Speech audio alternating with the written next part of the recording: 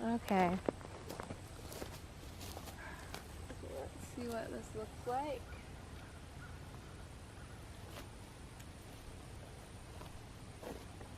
Hey, for those of you who don't know me, my name is Gethsemane Hillman. Some know me as Jessica.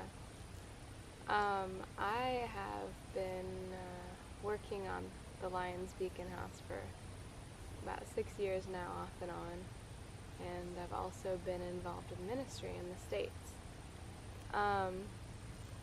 So I just want to tell you guys a lot about what's going on currently, as well as what happened on my last trip to Zimbabwe, and just how the kids are doing, some of the things that have happened to them and around them, so that you guys can get a better understanding of who they are and their needs, and also your hearts can hopefully fall in love with them through having more details about them personally. I know it's difficult to really throw your heart out there for people that you don't ever see. People are all over the world suffering, and it's easy to forget about them. For those of us who don't travel and actually see them, and for those of us who, just have extremely busy schedules, I know it doesn't mean we don't care, but I think that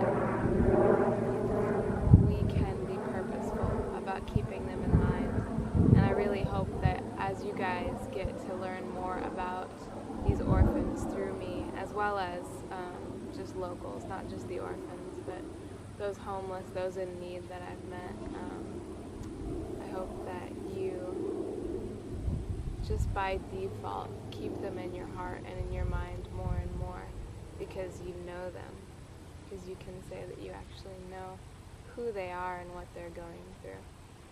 So anyways, thank you guys for coming and watching, and well, let's get to it.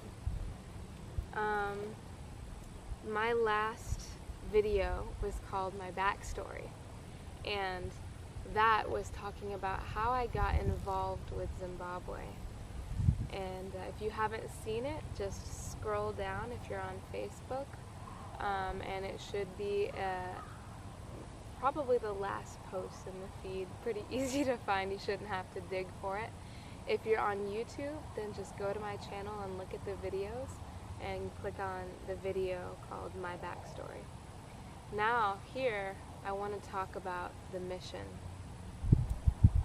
This is something that is more current. All of the backstory has led up to it the past years, getting involved.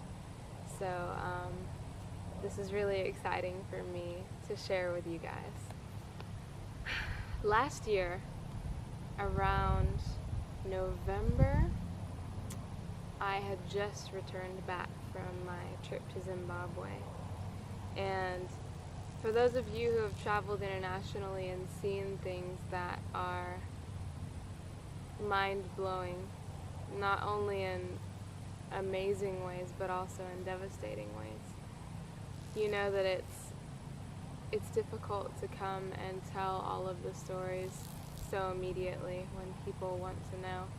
Well, I'm certainly challenged with this. I have a lot of stories, and I have a hard time sharing them because a lot of it is difficult, and a lot of it does seem like I don't know how I'm going to change some of these things that are happening to these people in Zimbabwe. I don't know how to fix it. And so there's part of me that holds back from telling the story, because I think that people will just look at me and say, oh, I'm sorry that that's happening, and just forget about it. But I'm standing against that thought of my own thought now, because I know that the only way that you can make a difference is to give it all you've got, to share with as many people as you can, and to not be afraid of charging forward alone or with people behind you. So let's get started.